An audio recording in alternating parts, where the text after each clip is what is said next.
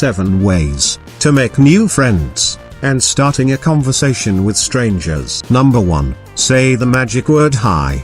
It sounds so obvious, but it's the first big barrier. You have to be willing to put yourself out there to start a conversation. I noticed that people are welcoming after you break the ice. It's not something that everyone wants to do, because it takes some courage to go up to someone you've never met before and start a conversation. However, more people are welcoming than we generally expect. When you encounter someone who isn't, remember that someone else will be. Number 2, go out and smile. Smiling gives a good first impression. Practice in the mirror, then smile to the world. I noticed that people relaxed themselves when I smiled first.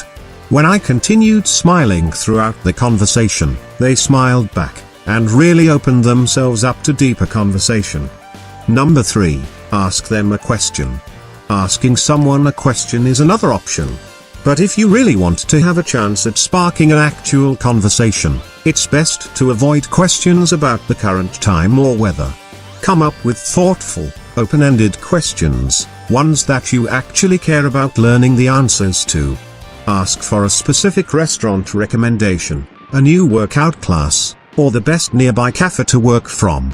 If it's someone you know a little bit, ask for feedback on something you've written or created.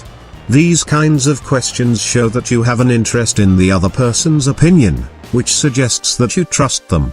They also give a glimpse into your own personality, and make follow-up conversations, like chatting about how that exercise class went, or even suggesting that you go to one together. Number 4, offer help. One of the main things that separates good friends from casual acquaintances is the ongoing emotional, practical, and social support. That's why letting someone know that you're there if they need help, for example, solving a problem with a school or work assignment, or even with some heavy lifting, is a greater way to approach them and subtly let them know that you're interested in being friends. This can work out especially well if you're able to work together toward a common goal, for example, like train together for an upcoming race. Sometimes, offering tangible support, or having a concrete goal in mind can make it easier to approach someone in the hopes of becoming better friends. Number 5, pay them a compliment. Compliments from strangers, or people we don't know that well, can be so powerful. They are often unexpected and deeply appreciated. That's why it can be such an impactful way to approach someone we want to be better friends with. It might feel easier to compliment the things that are obvious, like physical appearance or style, but if you feel up to it, make it something a little more personal. Compliment their work ethic, creativity, insightful comment, compassion, or great laugh. Explain what you love about it, and why it moves you. These kinds of genuine, perceptive compliments are the ones that stick with us. And moving beyond the superficial can make people feel seen and heard in ways that really foster connection and friendship. When it comes to compliments, it's best to avoid going overboard. Usually, the more you give, the more insincere they can start to feel. And ideally, most of us want friendships that are based on balance and equality, not adulation. Number 6, imagine that the other person is already your friend.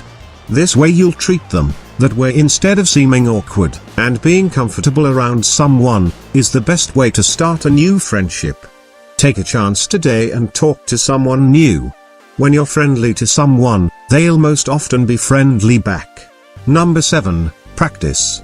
Don't worry if you seem a little awkward or aggressive at first. If your intentions are authentic, you will come across that way more and more each time you try.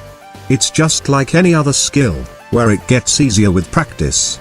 A few of my first conversations with strangers felt scary and awkward, but they didn't do any harm.